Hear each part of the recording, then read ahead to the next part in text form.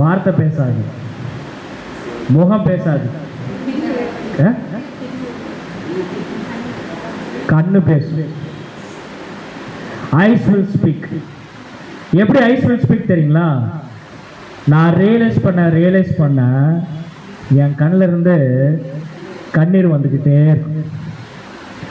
என் இருதயம் அங்கே என்ன பண்ணா நொறுங்குகிறது.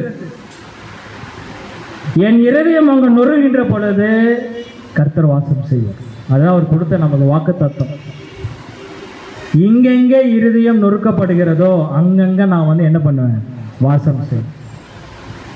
பாருங்க, இம்மிடியட்டா அது பேய்களோட பந்தயம் கூட என்ன பண்ணலாம்னா மாத்தி கர்த்தரோட பந்தயா மாத்திக்கலாம். என்னது?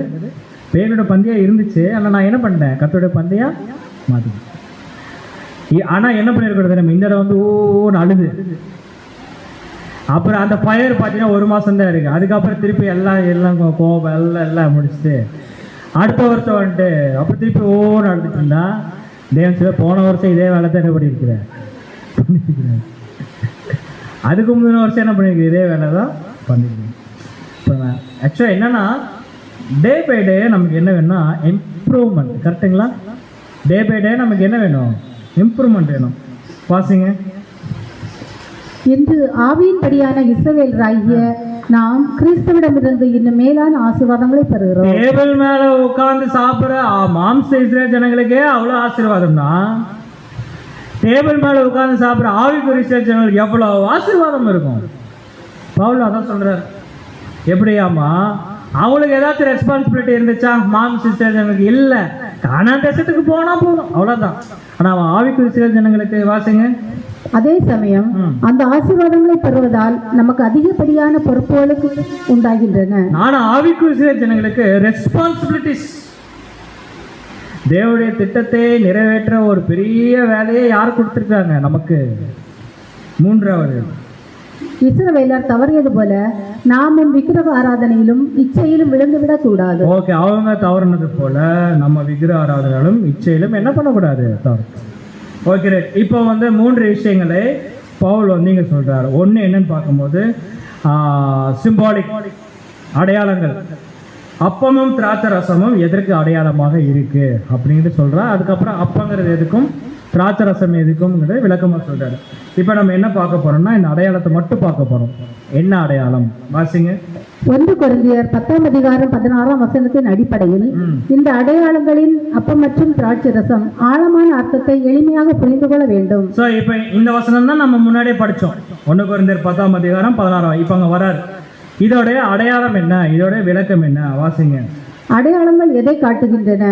திருவிருந்தில் பங்கு கொள்வது என்பது வெறும் ஒரு சடங்கு அல்ல. இது வெறும் சடங்கு அல்ல. அப்படியே அந்த மெமோரியல் டைம் மட்டும் அப்படியே பக்தியா இருந்துட்டு செய்யக்கூடிய விஷயங்கள் அல்ல. அன்றைக்கு மட்டும் பரிசுத்தமா இருக்கிற மாதிரி செஞ்சா இது சடங்கா மாறிடும். அப்படி அல்ல. இது சக விசுவாசியுடன் சேர்ந்து கர்த்தருடைய மேஜையில் அமர்ந்து நித்திய ஜீவனை நோக்கி பயணிப்பதை காட்டுகிறது. இது என்ன காரியம் அப்படின்னா, இன்னைக்கு நாகர்கோயில ஒரு 15 பேர் 20 பேர் இருக்குன்னு வச்சுங்களேன். எக்ஸாம்பிள் சொல்றேன். இந்த 20 பேரும் ஒன்னா உட்காந்துன்னா என்னது? 10 உட்காந்தா ஒரே மனம், ஒரே சிந்தை, ஒரே அன்பு. இதுக்குதான் ஐக்கியம். எல்லாரும் ஒன்னா உட்காந்து சோர்ஸ், யாரு சோர்ஸ்? ஆண்டவர் ஆகிய இயேசு கிறிஸ்து. அந்த சோர்ஸ் கிட்ட இருந்து அப்பமும் திராட்சை ரசம் வாங்கி அவர்கிட்ட இருந்து நம்ம வாங்கியிருக்கிறோம். வாங்கி ஒன்னா இருந்து ஒன்னா என்ன பண்ணணுமாமா? கானான் தேசத்தை நோக்கி பிரயாணம் செய்ய வேண்டும். அப்புறம் உதாரணம், இப்போ நானும் ஒரே சோர்ஸ் கட்டிருந்து வாங்கியிருக்கிறேன். சசிகுமார் பேரும் ஒரே சோர்ஸ் கட்டிருந்து வாங்கியிருக்கிறேன். இப்போ உதாரணத்துக்கு இந்த பாடத்துக்காக நான் நாகர்கோவில் எலக்ட்ரிஷா உதாரணத்துக்கு சொல்றேன். இப்போ திடீர்னு பார்த்தீங்கன்னா நான் என்ன ஆயிரேன்னா விழுந்துடுறேன். எப்படி விழுந்துடுறேன் அப்படின்னா முறுமுறுக்க ஆரம்பிச்சிடுறேன், கோவப்பட ஆரம்பிச்சிடுறேன்.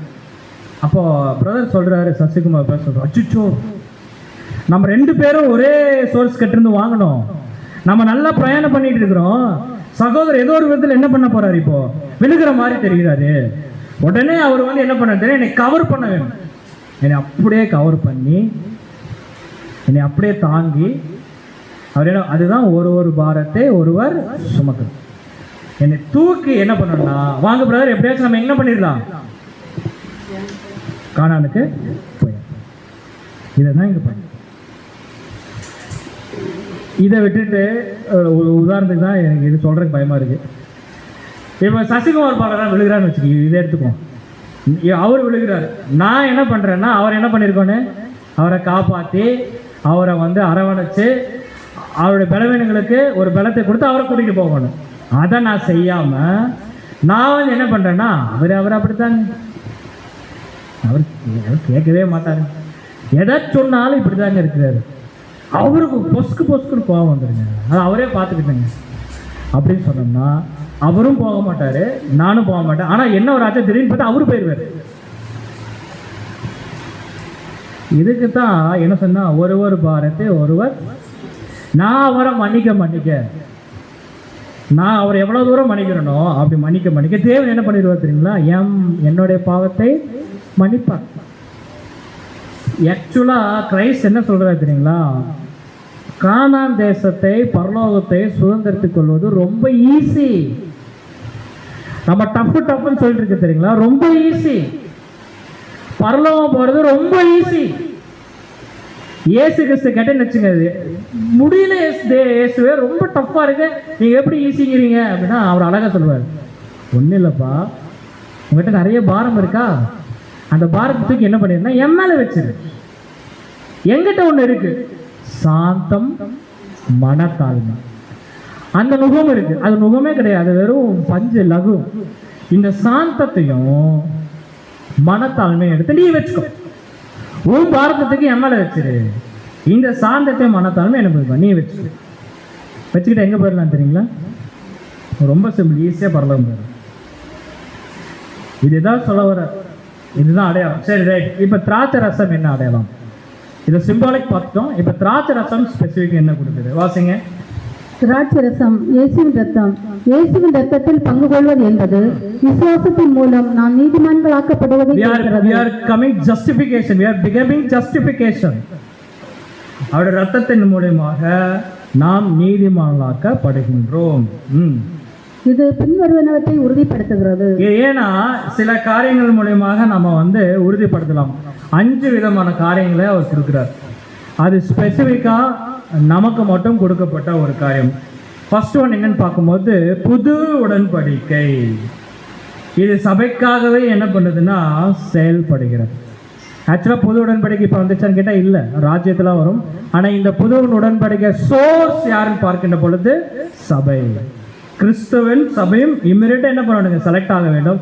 இப்போ ஆண்டவர் இயேசு கிறிஸ்துவோட பலி யாருக்கு மட்டும்தான் இருக்கு, உலக ஜனங்களுக்கா? இல்லை, யாருக்கு மட்டும்தான், நமக்கு மட்டும்தான். அதே மாதிரி பாவ மன்னிப்பு. இன்னைக்கு கிறிஸ்து தேவன் எல்லா ஜனங்களுடைய பாவத்தை மன்னிச்சாரா, இல்ல சபையின் பாவத்தை மட்டும் மன்னிச்சிருக்காரா? நம்மளுடைய பாவத்தை மட்டும் என்ன பண்ணிருக்காருங்க, மன்னிச்சிருக்காரு. நம்ம பாவத்தை மன்னிச்சதுனாலதான் ஞானஸ்தானம் மூலியமாக கிறிஸ்துவே நமக்கு என்னவா கொடுத்திருக்காரு, ட்ரெஸ்ஸா கொடுத்திருக்காரு. 3 தேவனுடைய ஒப்புரவாகிறது. இன்னைக்கு நம்ம தான் தேவனுடைய நல்மன சாட்சி உடன்படிக்கை எடுத்திருக்கிறோமே தவிர உலக ஜனங்கள் என்ன பண்ணல, எடுக்கல. பரிசுத்தாவின் வாக்குறுதி, நாம் பரலோகம் போய்விடலாம், கிறிஸ்து நமக்கு பிரதான ஆசாரியரா இருக்கிறார், நம்மளும் ஆசாரியர் ஆகலாம்.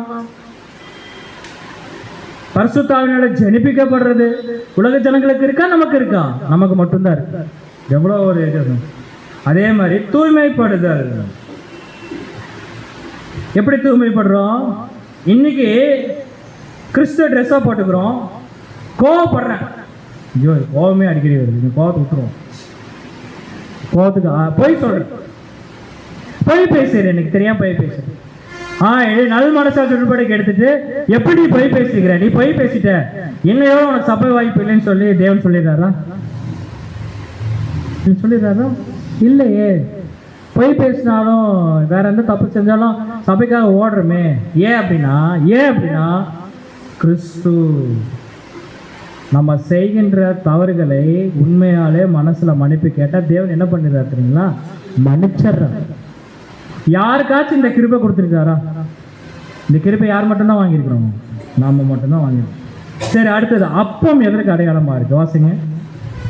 அப்பம் இயேசுவின் சரீரம். அப்பத்தை புசிப்பது என்பது இயேசுவின் தியாகத்தின் நன்மைகளை ஏற்றுக்கொண்டு ஆவிக்குரிய ரீதியில் பலமடைவதை குறிக்கிறது. இந்த அப்பம் எதுக்குன்னா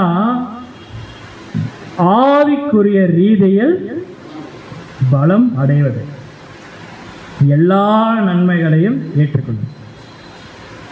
எல்லாமே கிறிஸ்து கிட்ட இருக்கிற எல்லா சோர்ஸையும் எல்லா நன்மையும் அனுபவிக்கிறது. அது அந்த லாஸ்ட் லைன் பாருங்க, ஆவிக்குரிய ரீதியில் பலமடை. எப்படி ஆவிக்குரிய ரீதியில் பலமடைகிறது? ஃபர்ஸ்ட் பாருங்க, சத்திய வார்த்தையை கேட்பது நிமித்தமாக. வாசிங்க. சத்திய வார்த்தை இயேசுவின் போதனைகளை ஆவியின் மூலம் புரிந்து கொள்ளுதல். The nutrition, the protein and the nutrition யார்கிட்ட இருந்து அப்சர்வ் பண்ண வேண்டும்னா கிரைஸ்ட் கிட்ட இருந்து அப்சர்வ் பண்ண வேண்டும். அப்போ இயேசு கிறிஸ்துவிட்ட இருந்து அப்சர்வ் பண்ண வேண்டும் என்றால் முதல்ல நம்ம என்ன செய்ய வேணும்? எக்லிஷா வர வேணும். எக்லிஷா வந்து சத்திய பாடத்தை நல்லா கேட்க வேண்டும். கேட்டால் தான் என்ன ஆகும்? டைஜஷன் ஆகும். அடுத்த வாசிங்க. ஆவிக்குரிய வளர்ச்சி. சாப்பிட்ட பின்னாடி வளராமையே இருந்தால் அப்படி என்னது? இப்போ நான் சாப்பிட்டு வளரவே இல்லைன்னா என்ன அர்த்தம்? மயக்கப்பட்டுனா நோய் இருக்குன்னுங்கிறது ஓகே, அது கரெக்டு தான். சாப்பிட்டு வளராமல் இருந்தால் என்ன அர்த்தம்னா, சொல்றது கஷ்டம் தான். வெரி குட், சரியா சாப்பிடல. என்னது? சாப்பிடல. சாத்தான உள்ள வந்துருவாங்க. சத்தானா? ஐயோ, சத்தானா அதெல்லாம் தேவன் கொடுக்குறாரு. நான் சாப்பிட்றது இல்லை. எப்படி இருக்குது? ஆனால் மான்ச டயர்ல எனக்கெல்லாம் ஆரம்பத்தில் இருந்துச்சு.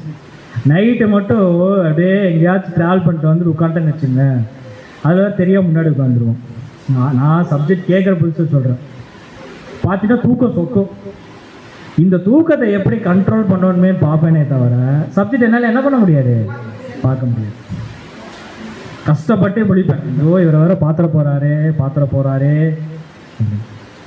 அப்போ தான் யோசிச்சேன், நம்ம ஏன் இங்கே முன்னாடி உட்கார வேணும்? என்ன பர்பஸ்க்கான எக்லிஷா வர வேணும்? ஏன் வர வேணும்? அட்டெண்டன்ஸ் போடுறதா இல்லையே. ஏன் வரும் அப்படின்னா தேவனுடைய வார்த்தை கேட்பதற்காக. அப்போ மைண்ட்ல என்ன நினைச்சானா, சரி தூக்கம் வர மாதிரி இருக்கா, ஓகே என்ன பண்ணலாம்? அப்பா பேசிட்டு இருக்கிறார், இயேசு கிறிஸ்து இருக்கிறார், தூக்கிட்டு இருந்தா நல்லா இருக்காது, என்ன செய்யலாம் அப்படின்னா, சரி தூக்கக்கூடாது, சப்ஜெக்ட் கேட்கணும், என்ன பண்ணலாம் அப்படின்னா எழுது. என்ன பண்ணு? எழுது அப்படிங்கிறத என்ன பண்ண, எழுத ஆரம்பிச்சு. எழுதுறது எதுக்கு தெரியுங்களா? ஃபர்ஸ்ட் தூக்கம் வர சப்ஜெக்ட் என்ன எடுக்கிறான்னு புரியும். அதுக்கப்புறம் என்னன்னா ரெஃபர் பண்ணாலும் இப்போ என்ன பண்ணலாம், ரெஃபர் பண்ணிக்கலாம். சரிங்களா? ரெஃபரும் பண்ணிக்கலாம். அப்புறம் பார்த்தா எனக்காச்சும் இந்த சப்ஜெக்ட் எடுக்கணும் வேற பாயிண்ட்ஸ்னா அதுக்கு என்ன இருந்துச்சு, நல்லா இருக்கு எழுதுறது. இன்னைக்கு கோயம்புத்தூர்ல அநேக சகோதரர்கள் என்ன பண்ணுவாங்கன்னா, எத்தனை பிபிடி போட்டாலும் உட்காந்து எழுதுவாங்க, எழுதிக்கிட்டே இருப்பாங்க. யோசிச்சு பாருங்களேன், ஒரு தேவன் பேசுறார், நாம் அந்த சப்ஜெக்டை வந்து நல்லா அப்சர்வ் பண்ணி எழுதுறோம். இயேசு கிறிஸ்து அதை பார்க்கிறார், அவருக்கு மனசுல எவ்வளவு சந்தோஷம் இருக்கும்? இருக்குமா இருக்காதா? இதுதான் நம்ம டைவர்ட் ஆக மாட்டோம். சரிங்களா? ஆவிக்குரிய வளர்ச்சி. வாசிங்க. ஞான ஸ்நானத்துக்கு பிறகு ஒரு புதிய படைப்பாக நான் வளருவதற்கு தேவையான ஆவிக்குரிய போஜனம் கிடைக்கிறது. நியூ கிரியேஷனா வளருவதற்கு ஃபுல் ஃபுட் கொடுக்கிறார் தேவன். சரிங்களா? ஃபுல் ஃபுட் கொடுக்கிறார். யோசிச்சு பாருங்களேன். நான் எப்பவுமே சொல்லுவேன், ஒரு நாள் ஃபுல்லா நீங்க சப்ஜெக்ட் கேட்க வேணும் தூங்காம. யாரு வந்து ஒரு நாள் ஃபுல்லா கேட்டு தூங்கலையோ, முடிச்ச பின்னாடி 1 crore வாங்கிட்டு போயிடலாம். எவ்வளோ? 1 crore. ஆனால் ஒரே கண்டிஷன், 10 மணிலேருந்து சாயந்தரம் 6 மணி வரைக்கும் என்ன பண்ணக்கூடாது, தூங்கக்கூடாது அப்படின்னு சொன்னோன்னா நம்ம என்ன பண்ணுவோம், வரும்போதே இந்த ஊசி நூல் எடுத்துகிட்டு வந்துடுவோம், தைச்சிரும். இப்படியே தைச்சிரும். கண்ணு தானே போனால் போகட்டும், இந்த கண்ணு 1 லட்ச ரூபாய்க்கு, இந்த கண்ணு 1 லட்ச ரூபாய்க்கு ஆப்ரேஷன் பண்ணிடுவோம். 1 கோடி ரூபா 2 லட்ச ரூபா போனால் எவ்வளோச்சு?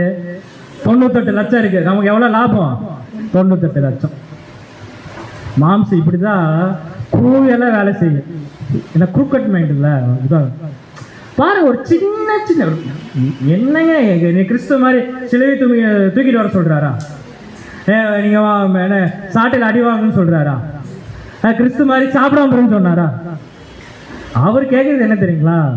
ரொம்ப ரொம்ப ரொம்ப சாதாரண விஷயம். அப்போ கோவப்படாதுப்பா, அப்போ போய் பேசாத, அப்போ நேரத்தில் வா, நான் என்ன சொல்கிறேன்னா அது கேளு, கொஞ்சம் கவனமாக கேளு, சாந்தமாயிரு, தாழ்மையாரு, அன்பாயிரு.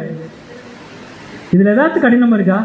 போய் இந்த மலையை தூக்கு, இந்த சிலுவையை தூக்கு, இங்கே போய் அடி வாங்கிட்டு வா, இங்கே போய் தலையை கொடு அப்படின்னு தான் சொன்னாரா? இவ்வளோ கிருபை கொடுத்துருக்காரு பாருங்க. தேவனுடைய சட்டம் என்ன? இதான் ரொம்ப நல்லா இருக்கு. 3வது பாயிண்ட் வாசிங்க. தேவனுடைய சட்டம் நம் இருதயங்களில் தேவனுடைய பிரமாணங்கள் எழுதப்படுகின்றன. அதாவது என்ன பிரமாணமாமா?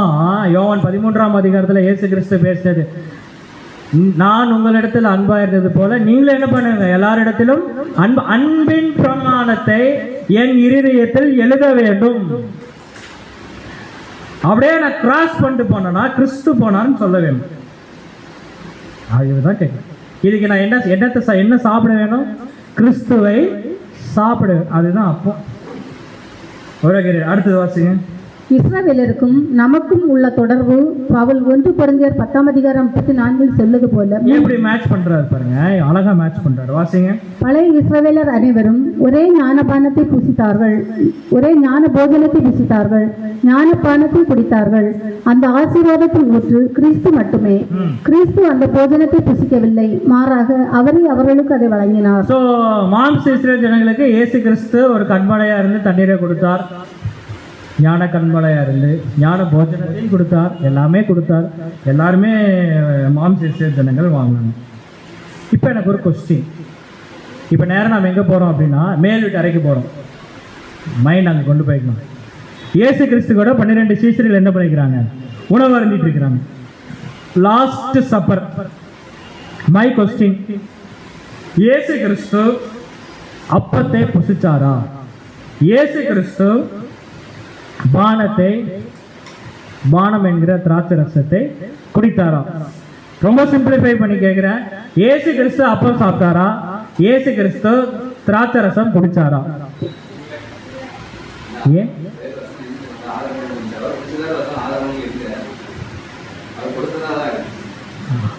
சரி, நீங்க ஏதோ சொல்றீங்க, ஆனா கரெக்டா சொல்றீங்க. விசுவாசம் நான் போட்டேன். வாசிங்க. அதேபோல் ஆவிக்குரிய இஸ்ரவேலராகிய நாமும் இயேசு வழங்கிய பலியில் பங்கு கொள்கிறோம். அது எப்படி பாருங்க, மாமிச இஸ்ரவேல் மாதிரி தான் நம்மளும் அவருடைய பலியில் பங்கு கொள்கிறோம். எப்படி? இதில் இயேசு நமக்காக பலியானார். நமக்காக பலியானார். எவ்வளவு அழகா இருப்ப, நமக்காக பலியானார். அவரோடு சேர்ந்து நாம பலியாகிறோம் என்ற 2ஆம் நிலை அர்த்தத்தை விட அவரிடமிருந்து நாம் ஆசீர்வாதங்களை பெறுகிறோம் என்பதே பவுலின் முதன்மையான போதனையாக தெரிகிறது. இதுதான் இங்க சொல்ல வர்றார். 2ஆம் நிலை அர்த்தம்ங்கிறது யார் பேசினது? ஐயோ, ஒரு மணி நேரத்துக்கு முன்னாடி நான் சொன்னேனே, யாரு? 7ஆம் தூதன். செகண்டரி மீனிங் 2ஆம் நிலை அர்த்தம். 2ஆம் நிலை அர்த்தம்ங்கிறது என்னன்னா, இயேசு நமக்காக பலியானார், அவரோட சேர்ந்து நாமும் என்ன பண்றோம்? பலியாகிறோம். அவர் பலியாயிட்டார், நானும் பலியாக போகிறேன் என்பதை சொல்வதை காட்டிலும், இயேசு கிறிஸ்து பலியாயிட்டார், அவர்கிட்ட இருந்து ஆசீர்வாதத்தை என்ன பண்ணிக்கிறேன்? பெற்றுக்கொள்கிறேன். இதுதான் பிரைமரி மீனிங். அதுக்கு இதுக்குள்ள ஒரு ஹம்பிள்னஸ் இருக்கு தெரியுங்களா? எப்படின்னா, இயேசு கிறிஸ்துவே, ஆண்டவரே நீங்க பலியாயிட்டீங்க, நானும் என்ன பண்ண போறேன்? உங்களை மாதிரியே பலி செலுத்த போகிறேன் அப்படி சொல்வது எப்படி இருக்குன்னா, இட்ஸ் லைக் கான்ட்ரிபியூட்டிவ். நம்ம ஏதோ கான்ட்ரிபியூட் பண்ற மாதிரி இருக்கும். இதை இந்த ஆங்கிள் வச்சு பாருங்க. ஆண்டவரே நீங்க பலியாயிட்டீங்க எனக்காக, நான் ஒண்ணுமே இல்லாதவன், தகுதியே இல்லாதவன், ஆனா நீங்க பலியாகி உங்க ஆசீர்வாதத்தை எனக்கு கொடுத்துருக்கிறீங்க. ஆண்டவரே தேவனே, எனக்காக கிறிஸ்துவே பலியா கொடுத்துருக்கிறீங்க, இன்னைக்கு அவர் மூலியமா எனக்கு ஆசீர்வாதத்தை கொடுத்துருக்கீங்க அப்படிங்கிறது ரிசீவ் பண்றோமா? ரிசீவ் பண்ணும் போது ஹம்பிள்னஸ் அதிகமா இருக்குமா?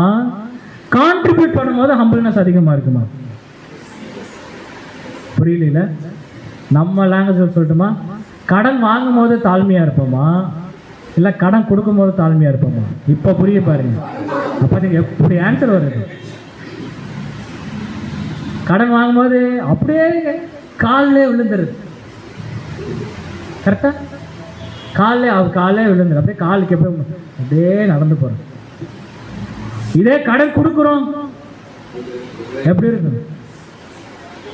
அதான், அதாவது கான்ட்ரிபியூட்டோட ரிசீவ் பண்ணும்போது ஹம்பிள்னஸ் என்ன ஆகுதாம்மா, அது ரொம்ப அதிகமாக இருக்குது, எமோஷ்னலாக இருக்குது, ட்ரூவாக இருக்குது. அதுக்கு சில எக்ஸாம்பிள் நான் அதுக்கு சொல்கிறார். ரேன்சம் நம்ம கொடுக்க முடியுமா? அப்பங்கிறது ஆக்சுவலாக என்னது? ரேன்சம் கொடுக்க சொல்லுவோம், ரேன்சம் கொடுக்க சொல்லுவோம். ஆனால் ஏசு கிறிஸ்து நீங்கள் 99% கொடுத்துட்டீங்க, நான் ரேன்சம் 1% நான் கொடுக்குறேன்னு சொல்ல முடியுமா? முடியவே முடியாது. ரேன்சம் அவர் மட்டும்தான் கொடுக்க முடியும், அவர் மட்டும்தான் ஜீவாப்போம். ஃபஸ்ட்டு ப்ரைமரி மீனிங் என்ன அப்படிங்கிறதுனா, நீங்கள் செகண்டரி மீனிங் போகாதீங்க, அது இருக்குது, டீப்பர் மீனிங் இருக்குது. ப்ரைமரி என்ன அப்படின்னா, வி ஆர் ரிசீவிங். கிரைஸ்டில் என்ன பண்ணுறோம்? வாங்குறோம். பாருங்க, அதுதான் சீஷர்கிட்ட பேசும்போது எப்படி பேசுகிறார், வாசிங்க. நீங்கள் எல்லாரும் இயேசுவின் தெளிவான அழைப்பு, மத்தேயு 26:27 இயேசு, நீங்கள் எல்லாரும் இதிலே பானம் பண்ணுங்கள் என்று கூறினார். நாம் எல்லாரும் என்று சொல்லவில்லை. பாரு, நீங்கள் எல்லாரும் பானம் பண்ணுங்கள் தான் சொன்னாரே தவிர நாம் எல்லாரும் அவர் என்ன பண்ணல சொல்லவே இல்லை. இது நோக்கம் என்ன? வாசிங்க. நோக்கம், என்னை நினைவு கூறும்படி இதை செய்யுங்கள். இது நம்மை நாமே நினைவு கூறுவதற்காக அல்ல, இயேசுவை நினைவு கூறுவதற்காக ஏற்படுத்தப்பட்டது. என்னை நினைவு கூறுங்கள் அப்படின்னா என்ன அர்த்தம்? அவரை தான் நினைவு கூற வேண்டும். அதை விட்டுட்டு நம்மை நாமே நினைவு கூறணும் அப்படியே சொல்லியிருக்காரா? அப்படி ஏதாச்சும் வந்திருக்கா? நீங்களும் தானே பலி செலுத்துறீங்க, நம்மளை நாமே நினைவு கூறுன்னு சொன்னாரா? இல்லை. ஸோ இயேசுவை நினைவு கூற வேண்டும். பாருங்க, ஆசீர்வாதம் இயேசுவிடமிருந்து, வாசிங்க. ஆசீர்வாதம் இயேசுவிடமிருந்து சீஷர்களுக்கு பாய்கிறது. இயேசு பாவமற்றவர் என்பதால் அவருக்கு தன் இரத்தத்தின் மூலமான மன்னிப்பு தேவைப்படவில்லை.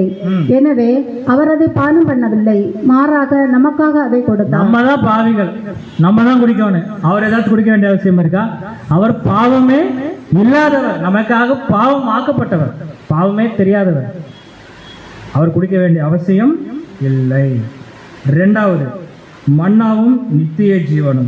ஸோ பழைய ஏற்பாட்டில் என்ன இருக்கு? இஸ்ரவேல் வனாந்திரத்திலே மன்னாவை புசித்தார்கள்.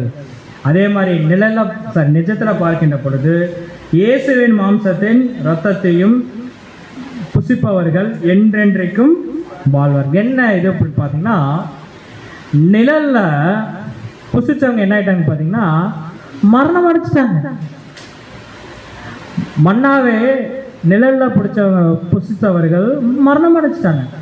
ஆனா கர்த்தருடைய பந்தியில உட்கார்ந்து சாப்பிடுகின்ற நாம் நிச்சயமாகவே மரணத்துக்குள்ள என்ன பண்ண மாட்டோம், போக மாட்டோம். என்ன ஒரு ஆசீர்வாதம் பாருங்க. அதாவது புசிக்கிறவர்கள் பலியில் எதையும் பங்களிப்பதில்லை. நம்ம தானே புசிக்கிறோம், ஏதாச்சும் கான்ட்ரிபியூட் பண்றோமா? எதுவுமே கிடையாது. மாறாக அந்த பலியிலிருந்து ஆவிக்குரிய ஊட்டச்சத்தை மட்டும் என்ன பண்றோம்? பலி அவர் தான். நம்ம எதை மட்டும் தான் வாங்கிக்கிறோம்?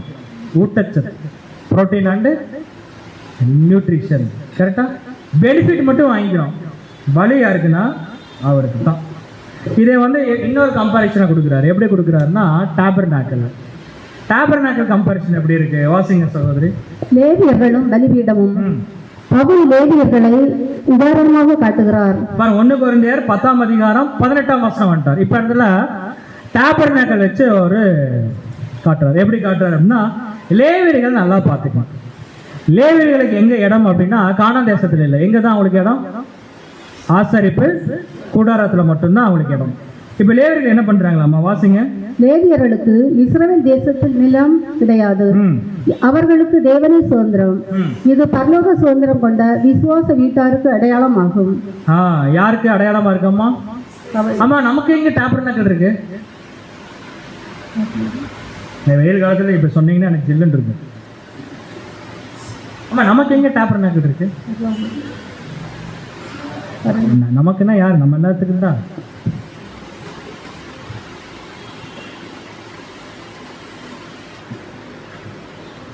இது இங்கதான் இருக்கு. பட்டு சொல்லுங்க. சரி வாங்க சகோதரி, மீண்டும் வாசிக்கிறீங்களா சகோதரி? எல்லாம் ரொம்ப யோசிச்சுக்கிறாங்க. வாசிச்சுருவோம். லேவியர்களுக்கு இஸ்ரவேல் தேசத்தில் நிலம் கிடையாது. லேவியர்களுக்கு இஸ்ரவேல் தேசத்துல நிலம் கிடையாது. எங்கதான் அவங்களுக்கு நிலம்? டேபர்நாக்கல். வாசிங்க. அவர்களுக்கு தேவனே சுதந்திரம். அவங்களுக்கு தேவனே சுதந்திரம். சூப்பர். இது பரலோக சுதந்திரம் கொண்ட விசுவாச வீட்டாருக்கு அடையாளமாகும். இது பரலோகம் சுதந்திரம் கொண்ட யாரு? நம்ம விசுவாச வீட்டாருக்கு அடையாளமாகும். அப்ப நமக்குன்னு ஒரு டேபர்நாக்கிள் இருக்கும்ல, அதுதான் எதுவும் கேட்டேன், வேற எதுவுமே கேட்கல. யாருமே சொல்லாதனால நான் சொல்றேன், வேற எதுவுமே கிடையாதுங்க. ஏன்னா நம்ம தான் ஆலயம். ஆலயமா இருக்கிற நம்மெல்லாம் எங்க ஒன்று சேர்றோமோ அதுதான் டேபர்நாக்கிள். இப்ப டேபர்நாக்கிள் இருக்கா இல்லையா? இருக்கு. எங்க இருக்கு? புரியல, நான் வேற சுத்தி சுத்தி போறேன். இதுதான் ecclesia. Ecclesia it's our tabernacle. ஏன் அப்படின்னா ஆசரிப்பு கூடாரத்துல லேவியர்கள் மட்டும்தான் இருப்பாங்க, 11 கோத்திரம் இருக்க மாட்டாங்க.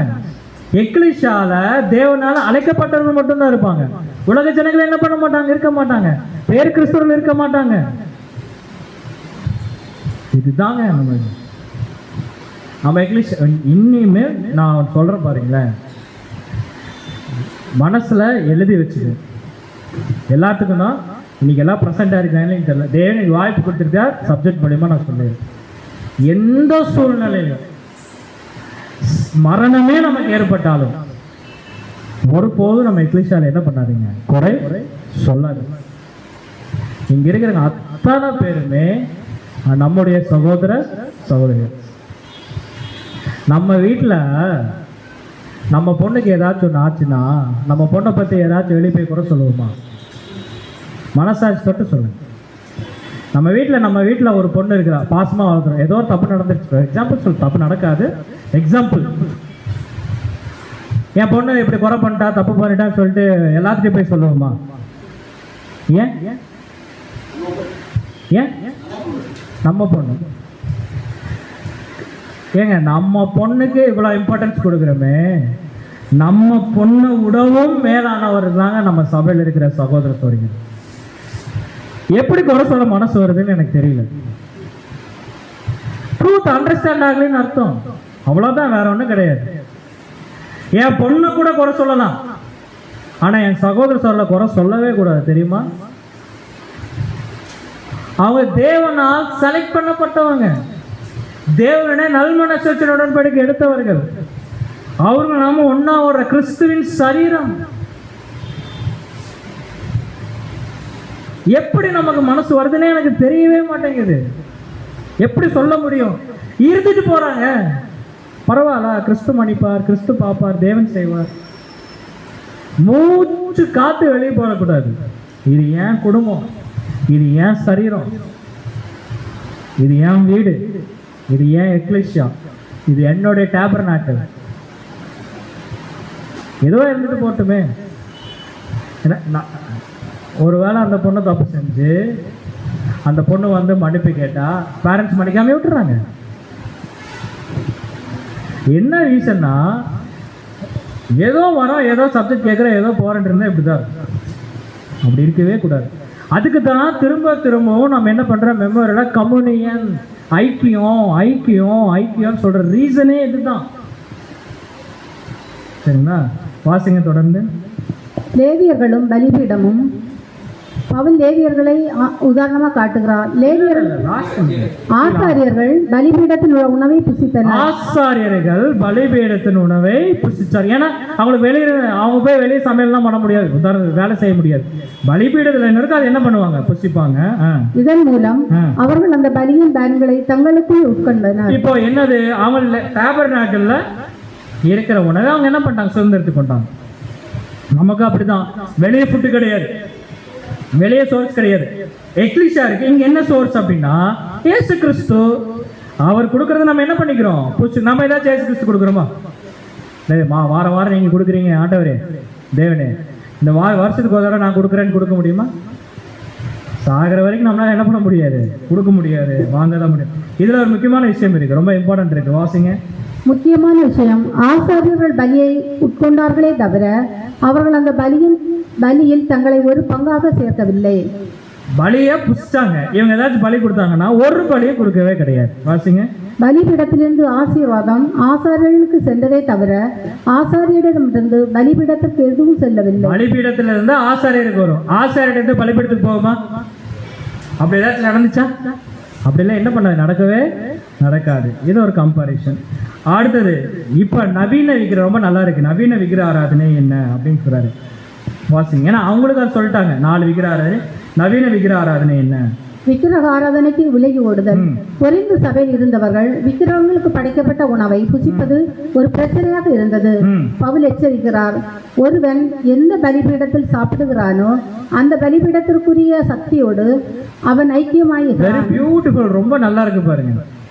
அதாவது கர்த்தருடைய மேஜையா பேய்களோட மேஜையா அப்படிங்கிறது யாரு டிசைட் பண்ண போறா? நம்ம தான் டிசைட் பண்ண போறோம். மனசார உணர்ந்து மனசார நான் மாற வேண்டும் சொல்லி அதை உண்மையான கண்ணீரோடு நொறுங்குண்ட இதயத்தோடு நான் புசிக்கின்ற பொழுது கர்த்தருடைய மேஜையாகும். அப்போ அதுக்குரிய சக்தி எனக்கு என்ன வரும்? பயங்கரமாக கிடைக்கும். ஒரு வருஷம் இருக்கக்கூடாது, ஃபுல்லாக இருக்கணும், பயங்கர சக்தி கிடைக்கும். அது எல்லாத்தையும் விட்டுட்டு பேய்களுடைய பந்திலேருந்து புசிச்சோம்னா அப்போ எனக்கு என்ன சக்தி வரும்? கர்த்தருடைய மேஜையில் இருந்து வந்தால் கர்த்தருடைய சக்தி, பேய்களுடைய மேஜையில் இருந்து வந்தால் பேய்களுடைய சக்தி. இன்னைக்கு 1/2 மணி நேரம் சண்டை கட்டினேன்னா இந்த சக்தி வந்த பின்னாடி என்ன பண்ணுவேன்? 1/2 வருஷம் என்ன பண்ணுவேன்னா சண்டை கட்டுவேன். ஸ்டப்பனா நிற்கிறது, மனசு மாறாமல் இருக்கிறது, ட்ரூத்தே கேட்க மாட்டேங்கிறது, என்ன சொன்னாலும். இதெல்லாம் என்ன அர்த்தம்னா சரியான இடத்துல உட்கார்ந்து சரியா நாம் என்ன பண்ணல, சாப்பிடலை. அதாவது கேட்குற the Lord's table and table of devil. நீங்கள் கர்த்தருடைய பாத்திரத்திலும் பேய்களுடைய பாத்திரத்திலும் பானம் பண்ண கூடாது. கர்த்தருடைய போஜனம் பந்திக்கும் பேய்களுடைய போஜனம் பந்தித்துக்கும் பங்குள்ளவர்களாக இருக்கவும் கூடாது. ஆக்சுவலாக இது ஒரு பெரிய சப்ஜெக்ட். இது எடுக்கணும்னா 3.5 மணி நேரம் எடுக்க வேண்டும். ஆனால் அது எடுக்க முடியாது. பட் அவுட்லைன் மட்டும் உங்களுக்கு நம்ம சொல்கிறோம். அப்போ என்னன்னா நம்ம ஒரே நேரத்தில் ஒளியோடும் இருளோடும் என்ன பண்ண முடியாது, ஐக்கியம் வச்சிருக்க முடியாது. தேவனே கொஞ்சம் இங்கேருந்து கொஞ்சம் சாப்பிட்டுக்கிறேன், எப்படி இங்கே காற்றோட மேட்சிலேருந்து கொஞ்சம் சாப்பிட்டுக்கிறேன், அப்பப்போ என்ன பண்ணிக்கிறேன், அப்பப்போ பேயோட பந்திலேருந்து என்ன பண்ணிக்கிறேன், கொஞ்சம் சாப்பிட்டுக்கிறேன். யோசிச்சு பாருங்களேன். நல்லா நல்லா நல்ல பிரியாணி சார் சண்டேல நல்லா சூடாக என்ன பண்ணிடுறோம், மாம்சமாக நல்லா சூடான பிரியாணி சாப்பிட்டுக்கிறோம், கெட்டு போன பிரியாணி சாப்பிட்றோம். எது நமக்கு வேலை செய்யும் தெரியாதா? ஏன்னா சாப்பிட்டு பாருங்களேன். நல்ல பிரியாணி கொஞ்சம் ஒரு 4 வாய் சாப்பிடுங்க, அடுத்த 4 வாய் நல்லா கஷ்டப்பட்டு கெட்டு போன பிரியாணி சாப்பிட்டு பாருங்களேன். வயிற்றுக்கு என்ன ஆகும்? நல்லா குழுகுலுன்னு இருக்குன்னு நினைக்கிறீங்க? கொடகுடம் இருக்குமா? அது கண்டிப்பாக ஆகும், கெட்டு போயிடும். என்ன சொல்ல, கெட்டு போறதுக்கு தான் பவர் அதிகம். கொஞ்சம் புளித்தமா எல்லாத்தையும் என்ன ஆயிரும், புளிப்பாக்கி. ஒரு சின்ன கரை இருந்துச்சுன்னா அது அப்படியே டெவலப் ஆகி நம்மளை இழுக்காட்டிடும். அதான் சொல்றாரு. அப்ப தேவன் என்ன பண்ணுவாராமா, எரிச்சல் உள்ள தேவனா மாறி வராமா. எதுக்கு எரிச்சல் உள்ள தேவனா மாறாருன்னா கோபத்தினால அல்ல, நம்ம மேல் உள்ள அதிக அன்பின் நிமித்தமா. அடுத்து சொல்ற மாடல் ஐடியல் வர்ஷிப். அந்த மாடல் ஐடியல் வர்ஷிப்னா நவீன கால விக்கிர ஆராதனை என்ன அப்படின்னு சொல்றார். இன்று நாம் சிலைகளை வணங்காவிட்டாலும் மறைமுகமாக விக்கிர ஆராதனையில் வாய்ப்புள்ளது. என்னது? ஃபர்ஸ்ட் வாசிங்க. சுய இச்சை. சுய இச்சை ரொம்ப மோசம். சுய இச்சை. இந்த சுய இச்சையில எல்லாமே அடங்கும். வாசிங்களேன். வயிறை தெய்வம் என்று வாழ்வது, அதாவது உடல் சுகம், பணம், அந்தஸ்து ஆகியவற்றுக்கு அடிமையாவது. அதாவது எல்லாமே உடல் சுகம், பணம், அந்தஸ்து ஆகியவற்றை என்ன ஆகுறது, அடிமையாகிறது. அடுத்தது பாருங்க, அடுத்தது வாசிங்க. மனித அதிகாரம். தேவனுடைய வார்த்தையை விட ஒரு மனிதனின் போதனைக்கோ அல்லது அமைப்பிற்கோ அதிக முக்கியத்துவம் கொடுப்பது பெரிய பிரச்சனை. என்ன பிரச்சனைனா, தேவனுடைய வார்த்தையை விடவும் ஒரு தனி மனிதன் போதனைக்காக இல்ல தனி மனிதன் போதனைக்காக நம்மளவே மாத்திக்கிறது.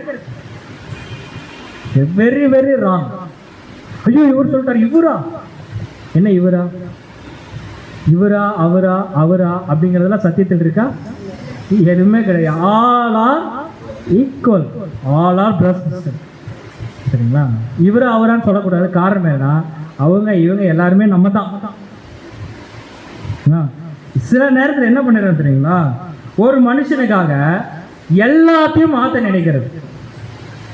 ஒரு மனிதனுக்காக எல்லாத்தையும் மாற்ற நினைக்கிறது. என்ன ஒரு மனிதன்? அதான் ஒரு மனிதன் யார்? இயேசு கிறிஸ்து. இயேசு கிறிஸ்துக்காக நம்ம எல்லாரும் மாறுவோம். அல்லாத அமைப்புக்கோ அதிக முக்கியத்துவம் கொடுப்பது ஒரு வகையான விக்கிர ஆராதனை. நாம் விசுவாசம் மனிதர் மேல் அல்ல, தேவன் மேல் மட்டுமே இருக்க வேண்டும். இதைத்தான் அவர் என்ன சொல்றாருன்னா, வாசிப்போம். அதுக்கு மேலே அவர் என்ன சொல்றாருன்னா, அப்போஸ்தலன் பவுல் இங்கே சொல்ல வருது என்னது? வாசிங்க.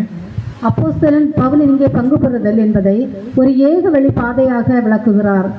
இந்த சார்ஜ் மட்டும் இதில் எடுத்துருங்க, ஓவர் சார்ஜ் ஆகிட்டு. சும்மா சார்ஜ் மட்டும் எடுத்துருங்க. Okay, thank you. சாரி டிஸ்டர்ப் பண்ணுங்க, மன்னிச்சுங்க. வாசிங்க சகோதரி. பலிபீடத்திலிருந்து ஊட்டச்சத்தும் ஆசீர்வாதமும் விசுவாசிகளுக்கு பாய்கிறது. நாம் அந்த ஒரே ஆதாரத்திலிருந்து உண்பதால் ஒருவருக்கொருவர் சகோதரர்களாக இணைக்க. எவ்வளவு பியூட்டிஃபுல்லா சொல்றாரு பாருங்க. அப்போஸ்தலன் பவுல் என்ன சொல்றாருன்னா, கம்யூனியன் அப்படின்னு சொல்றாரு. இது ஏக வழிபாதை, ஒன் வே ஃப்ளோ. அங்கிருந்து இங்க வரும், இங்கிருந்து அங்க போகாது. பலிபீடத்திலிருந்து ஊட்டச்சத்தும் ஆசீர்வாதம் விசுவாசிகளுக்கு பாய்கிறது. நாம் அந்த ஒரே ஆதாரத்திலிருந்து உண்பதால் ஒருவருக்கொருவர் என்னவா இருக்கிறோம்? சகோதரர்களாக இணைக்கப்பட்டிருக்கிறோம் சொல்ற. அடுத்தது பாருங்க, வாசிங்க. லேவியர்களும் பலிபீடமும் பெற்றுக்கொள்ளுதல் பங்களிப்பதல்ல. பவுல் லேவியர்களை உதாரணமாக காட்டும் போது கொய்னோனியா என்ற வார்த்தையை பயன்படுத்துகிறார். இந்த கொய்னோனியா அப்படிங்கிறது தான் ஐக்கியம். இந்த ஐக்கியத்துக்கு தான் 3 விதமான மீனிங் கொடுக்கிறார். இந்த கொய்னோனியா அப்படிங்கிறது தான் இங்கே எப்படி சொல்ல வர்றாருன்னா, இயேசு கிறிஸ்து நம்ம ஆசீர்வாதத்தை பெற்றுக்கொண்டதுனால நம்ம எல்லாரும் சகோதரர்களாக இணைக்கப்பட்டிருக்கிறோம். இந்த இணைப்பை, இந்த ஐக்கியத்தை தான் அவர் என்ன சொல்றாருன்னா கொய்னோனியா அப்படின்னு இங்க சொல்றார். இது பாருங்க, இன்னொரு விளக்கம் இருக்கு, வாசிங்க. இலக்கண உண்மை. இங்கு பலிபீடம் என்பது ஒரு குறிப்பிட்ட இலக்கண அமைப்பில் உள்ளது. இதன் பொருள் லேவியர்கள் பலிபீடத்திலிருந்து பெற்றுக்கொண்டார்களே தவிர அந்த பலியில் அவர்கள் எதையும் வழங்கவில்லை. இதை எப்படி புரிந்து கொள்வதற்காக அப்படிங்கறது விளக்கம் கொடுக்கிறார். கீழே விளக்கம் வாசிங்க. ஆடு பலியிடப்படும் போது, ஆடு பலியிட போது அந்த ஆடு அனுபவிக்கும் பலியிலோ அல்லது அதன் சாவிலோ ஆசாரியர்களுக்கு பங்கில்லை. இப்ப ஆடு பலி செலுத்தப்படுகிறது. ஆடு கண்டிப்பா என்ன வரும்? வலி வருமில்ல, கஷ்டம் வருமில்ல, துன்பப்படும்ல. இந்த வலி, கஷ்ட, துன்பம் ஆசாரியருக்கு ஏதாச்சும் தெரியுமா? ஆடு வழியில துடிக்கும் போது இவங்களும் சேர்த்து துடிப்பாங்களா? ஆடு துடிக்குது நானும் துடிக்கிறேன் அப்படின்னு எதுவுமே. வலி யாருக்கு மட்டும்தான்? ஆட்டுக்கு மட்டும். துன்பம் ஆட்டுக்கு மட்டும்தான். பலி செலுத்துறது ஆசாரியருக்கு செலுத்தும். வாசிங்க. அவர்கள் அந்த பலியின் ஊட்டச்சத்தை உண்டு பலனடைந்தார்கள். இப்ப பாருங்க, வலி ஆட்டுக்கு, துன்பம் ஆட்டுக்கு, கஷ்டம் ஆட்டுக்கு, எல்லாமே ஆட்டுக்கு தான். பலி செலுத்தின பின்னாடி ஆட்டை அப்படியே சாப்பிடுறாங்க. ஊட்டச்சத்து மட்டும் யாருக்கு? அதாவது யாருக்கு? ஆசாரியருக்கு. ஆமா, ஆட்டுல புரோட்டீன் யாருக்கு? புரோட்டீன் ஆசாரியருக்கு. ஆனா அந்த புரோட்டீன் கொடுத்த ஆட்டுக்கு தான் வலி, துன்பம், கஷ்டம் எல்லாமே. இப்ப இந்த ஆடு யாரு? Very good. ஆடு யாரு? வலி, துன்பம், கஷ்டம், வேதனை எல்லாம் யாருக்கு? இயேசு கிறிஸ்து. புரோட்டீன் யாருக்கு மட்டும்? நமக்கு மட்டும். இது ஏன் கேட்க முடியுமா? தேவன்கிட்ட கேட்டா என்ன சொல்லுங்க? இதுதான் கிருபை. நமக்கு ஏதாச்சும் வழி வருதா? நம்ம வழி வருதா? ஒரு வழியும் கிடையாது. பாடம் என்ன பாடம்? வாசிங்க. அதேபோல் திருவிருந்தில் அப்பத்தையும் திராட்சை ரசத்தையும் உட்கொள்ளும் போது நாம் இயேசுவின் மரணத்தில் பங்களிப்பதில்லை. நம்ம போய் அங்க ஒண்ணு போனோடனே இயேசு கிறிஸ்து ரத்தத்தை கொடுக்குமா, நான் கொஞ்சம் பிளேடால அறுத்துட்டு ரத்தத்தை கொடுக்குறேன் அப்படின்னு செய்யுமா? அது சடங்கா மாறிடும். அப்படி சொல்லவும் இல்லை. உதாரணம் சொல்றது. ஏன்னா நம்ம ரத்தம் கொடுக்கறது அதோட தியாகம். அந்த சமயத்துல எது நம்ம செய்ய போறது கிடையாது. மாறாக அவருடைய தியாகத்தால் கிடைக்கும் ரட்சிப்பு மற்றும் ஆவிக்குரிய ஊட்டச்சத்தை பெற்றுக் கொள்கிறோம். அங்கிருந்து நியூட்ரிஷனையும் புரோட்டீனையும் மட்டும் என்ன பண்ணிக்கிறோம்? வாங்கிக் கொள்ளுகிறோம். அடுத்தது அல்லவா. தெரிந்த உண்மையை நினைவுறுத்தல். 1 கொரிந்தியர் 10:16 பவுல், நாம் ஆசீர்வதிக்கிற ஆசீர்வாதத்தின் பாத்திரம் கிறிஸ்துவின் இரத்தத்தின் ஐக்கியம் அல்லவா? நாம் பிற்கிற அப்பம் கிறிஸ்துவின் சரீரத்தின் ஐக்கியம் அல்லவா என்று கேட்கிறார். ஏன் 1 கொரிந்தியர் 10:16 அல்லவா அப்படின்னு கேட்கிறார்? அந்த வசனம் தான்.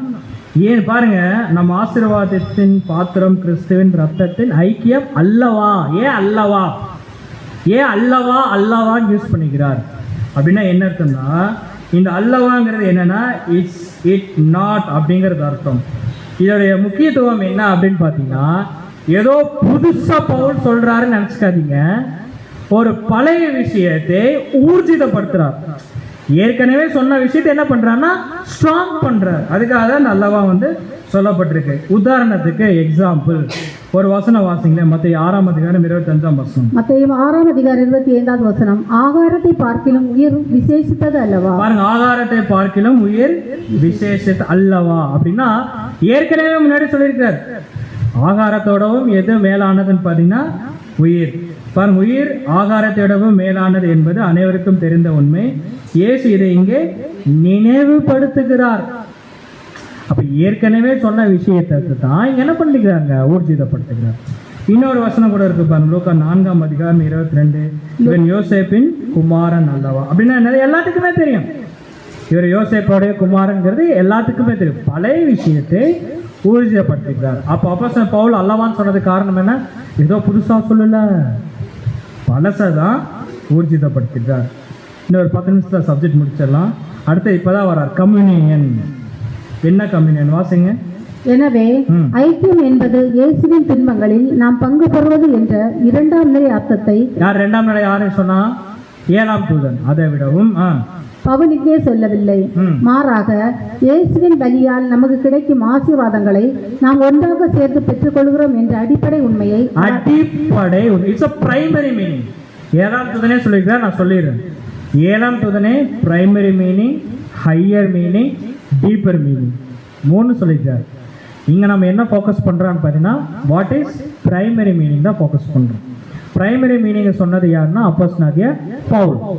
சரிங்களா? ஸோ அடிப்படை உண்மை அவர் என்ன பண்ணுறாருன்னா நினைப்பூட்டுகிறார்.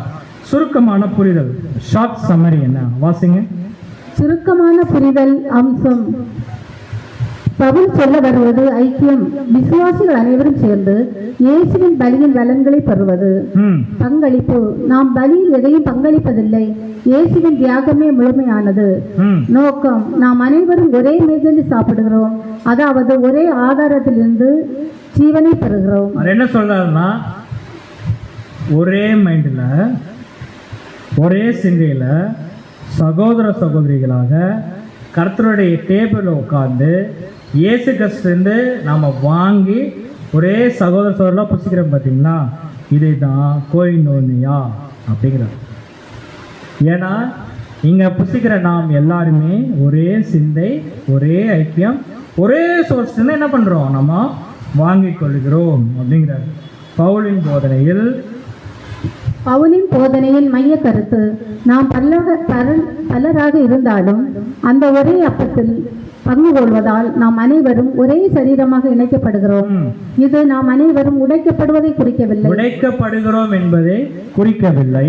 மாறாக நாம் அனைவரும் ஒரே ஆசீர்வாதத்தை பகிர்ந்து கொள்வதை குறிக்கிறது. நம்ம எல்லாரும் உடைக்கப்படுகிறோம் என்று சொல்வதை காட்டிலும் நம்ம எல்லாரும் ஒரே ஆசீர்வாதத்தை பகிர்ந்து ஷேர் பண்ணிக்கிறோம். இப்போ ஒரு கேள்வி வரும், பிரதர் இவ்வளோ நாள் பாடுகள் பாடுகள் பாடுகள் கஷ்டம் கஷ்டம் சொல்லிட்டு இன்னைக்கு இவ்வளோ தூரம் கம்பேரிசன் கொடுத்து ஒன்றும் உடைக்கப்படப்பட தேவையில்லை, நம்ம ஷேர் தான் பண்ண போகிறோம் அப்படின்னா அப்புறம் இவ்வளோ நாள் அதை பற்றி பேசிட்டு இருக்கிறது தப்பாகும் அல்ல பிரதர் அப்படின்னு ஒரு கேள்வி வரும். வசனம் நமக்கு என்ன இருக்குன்னா, அவரோட பாடுகளை சகித்தோமானால் அவரோட ஆளுகையும் செய்யலாம். கிறிஸ்துவுக்குள் நல்ல போர்ச்சேகவனாய் தீங்கு அனுபவி. இதெல்லாம் இந்த வசனமும் பவுல் தான் சொல்லிக்கிறாரு. அப்புறம் என்ன இது மட்டும் ஸ்பெஷலாக இருக்குது அப்படின்னா, சகோதரர் இதுக்கு ஒரு கிளாரிஃபிகேஷன் கொடுக்குறாரு. யார் கன்ஃபியூஸ் ஆகக்கூடாது, கிளாரிஃபிகேஷன். என்ன கிளாரிஃபிகேஷன்? வாசிங்க. கிறிஸ்துவின் துன்பங்களில் பங்கு பெறுதல். ஒரு தெளிவு, இயேசுவை பின்பற்றுகிறவர்கள் அவருடைய துன்பங்களிலும் மரணத்திலும் பங்கு பெறுகிறார்கள் என்பது வேதாகமத்தின் உண்மையான போதனை தான். உண்மையான போதனை தான், மாற்று கருத்தே கிடையாது. அவரோட பாடுகளை சகிச்சோம்னா அவரோட என்ன பண்ணலாம்? ஆளுகை செய்யலாம். பிலிப்பியர் 3:10 அதான் சொல்லுது. அவருடைய மரணத்துக்குள்ளான சாயலில் நான் அவரோடு இணைந்து அவருடைய துன்பங்களில் ஐக்கியத்தை அறிய விரும்புகிறேன்.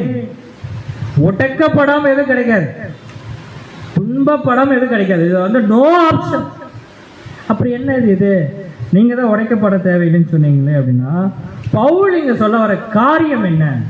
வாசிங்க. ஆனால் 1 கொரிந்தியர் 10:16 மற்றும் 17 வசனங்களில் பவுல் இதை போதிக்கவில்லை. இந்த 1 கொரிந்தியர் 10:16-17 தான் அவர் பேசல. இங்க சொல்லப்பட்ட காரியம் என்ன என்பதுதான் விளக்கம் கொடுக்கிறார். வாசிங்க. இங்கே அவர் பெற்றுக்கொள்ளுதல் என்பதை பற்றியே பேசுகிறார். இங்க அவர் சொல்ல வர்றது என்னன்னா, we are only receiving. இந்த இடத்துல அவர் பேச காரணம் பிரைமரி மீனிங் மட்டும்தான் அவர் என்ன பண்றாரு, பேசுகிறார். தவிர துன்பப்படக்கூட வேண்டாம், உடைக்கப்பட வேண்டாம் அப்படின்லாம் அவர் என்ன பண்ணல, அங்க பேசவில்லை. அடுத்த ஒரு கிளாரிபிகேஷன் கொடுக்கிறார். வாசிங்க. 1 கொரிந்தியர் 10:17 வசனத்தில் சரியான மொழிபெயர்ப்பு கேஜிவி மற்றும் சில பழைய மொழிபெயர்ப்புகளில் இந்த வசனம் விசுவாசிகளாகிய நாமே ஒரே அப்பமாகவும் ஒரே சரீரமாகவும் இருக்கிறோம் என்பது போல தோன்றும். அப்படி தோன்றும். இது சபையும் பலியில் ஒரு பங்கு என்பது போன்ற ஒரு தவறான எண்ணத்தை தரக்கூடும். சபையும் ஒரு பலியில் பங்கு என்று தவறான எண்ணத்தை கூறக்கூடும். ஆனால் மூல இதுல என்ன இருக்கு? வாசிங்க. இதன் சரியான பொருள் இதுதான். ஒரே அப்பம் இருக்கிறபடியால் அநேகராகிய நாம் ஒரே சரீரமா இருக்கிறோம்.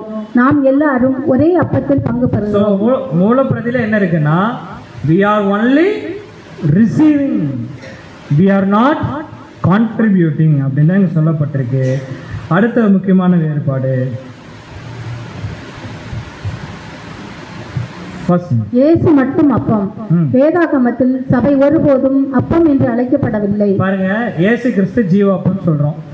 சபை ஏதாச்சும் சபையே அப்பம் அப்படின்னு சொல்லப்பட்டிருக்கா? இல்லை. சபை அப்பமா? யார் ஜீவாப்பம்? இயேசு கிறிஸ்து மட்டும்தான் ஜீவாப்பம். வாசிங்க. இயேசு மட்டுமே வானத்திலிருந்து வந்த ஜீவாப்பம். இயேசு மட்டும்தான் வானத்திலிருந்து வந்த ஜீவாப்பம். சபை சபை தத்தி தத்தி தத்தி வந்துருச்சு, சபையெல்லாம் வந்துருச்சு. எது மட்டும்தான் பெண்டிங்கு. ரீசெண்டாக கூட ஒரு சகோதரர் பேசிட்டு இருக்கும்போது கேட்டார், என்ன ஏன் நிறைய பேர் வந்து பின்வாங்கிடுறாங்க, ஏன் இவ்வளோ தூரம் கஷ்டமாக இருக்கு, ரொம்ப எல்லாம் டயர்டாகிடுறாங்க பிரதர் அப்படிங்கும்போது ஷேர்ப்பு பேசிட்டு இருக்கும்போது அப்போ தான் என்ன பேசினோம்னா, தேவன் நம்மளை வந்து சபையை வந்து அள்ளுறதா நாங்கள் தமிழில் கோயம்புத்தூர் ஸ்லாங்கில் அள்ளுறதா சொல்லுவோம். அள்ளுறதா என்னது? இப்படி அள்ளுல வாடுறதா? எங்கள் ஊரில் வாரதுன்னா தள்ளி விட்டுறது, வாரிட்டா பாரு, கூடவே இருந்து வாரிட்டா பாரு, ஏமாத்துறது, தள்ளி விடுறது, வாடுறது ஒன்று. அள்ளுறது கரெக்டாக இருக்கும். பைபிளும் அதுதான், அள்ளுறது அள்ளி குடித்தார்கள். கீதியோன் சப்ஜெக்ட் கூட பார்த்துருக்கோம்ல, மொண்டு கூட. சபையை அவர் என்ன பண்ணலையாமா, கோடிக்கணக்க ஜனங்கள் இருந்து என்ன பண்ணல, இப்படி அள்ளுறதா இருந்தால் நிறைய பேர் போயிருக்கலாம். இப்போ ஆக்சுவலாக கோடிக்கணக்க ஜனங்கள் வந்து சபையை எப்படி தேவன் என்ன பண்ணுறாருன்னா, இஸ் பிக்கிங். புரிஞ்சுதா? பிக்கிங் என்னன்னா பார்த்து பார்த்து எடுக்கிறது. அப்படியே பார்த்துக்கிட்டே இருப்பார், கோடிக்கணக்க ஜனங்கள் பார்த்துட்டே இருப்பார். யாராச்சும் அங்கே டைமண்ட் மாதிரி, டைமண்ட் சப்ஜெக்ட் கேட்டிங்கன்னா புரிஞ்சிருக்கும், யாராச்சும் டைமண்ட் மாதிரி இங்கே மின்னுதான், டைமண்ட் பாருப்பா அப்படின்னா, டைமண்ட் பூரா கல்லாக இருக்குது, ஜல்லிக்கல், தேவையில்லாத கல், நிறைய கற்கள் இருக்கு. அந்த தேவையில்லாத கற்கள் நிறையா இருக்குது. அங்கே டைமண்ட் கல் இருந்தாலும் என்ன பண்ணாது, தெரியாது. அப்படி எப்படின்னா செலக்ட் பண்ணி எடுக்கிறார். இப்போ தேவன் நம்மளை எப்படி எடுக்கிறாராமா, அல்ல, ஹீ இஸ் பிக்கிங். செலக்ட் பண்ணி எடுக்கிறார். செலக்ட் பண்ணி எல்லாம் எடுத்துகிட்டு வரா. இப்போ நகை கடைக்கு போகிறோம், நான் சொல்கிறேன், இப்போ நகை கடைக்கு போகிறோம், நீங்கள் போனீங்களான்னு கேட்டுறாதீங்க, உதாரணம் சொல்கிறேன். ஒரு நகை கடை வேண்டாம், ஒரு சேலை வாங்குறேன்னு போகிறேன்னு வச்சுங்க, சாரீ ஷாப்புக்கு போகிறோம். ஒரு ஃபங்க்ஷனுக்கு சாரீ கட்ட வேணும், சாரீ ஷாப்புக்கு போகிறோம். சாரீ எப்படி எடுப்போம்? நேராக உள்ளே போனோடனே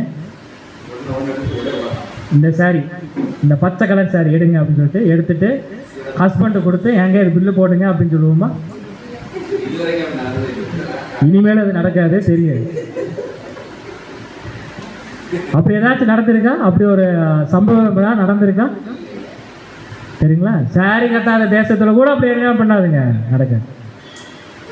சரிங்களா? அப்ப என்ன பண்ணா பிக் பண்ணுவோம். கரெக்டுங்களா? அவன் பாவம், அவன்கிட்ட இதே ஜூஸ் கொண்டு வருவாங்க, நமக்கு நினைக்காதீங்க, எடுத்து போறானுங்க. அந்த அளவுக்கு அவனுக்கு என்ன பண்ணுறோம், டயர்ட் பண்ணி விட்டுருவோம். எல்லாத்துக்கும் குமிச்சு போட்டு உள்ள வச்சு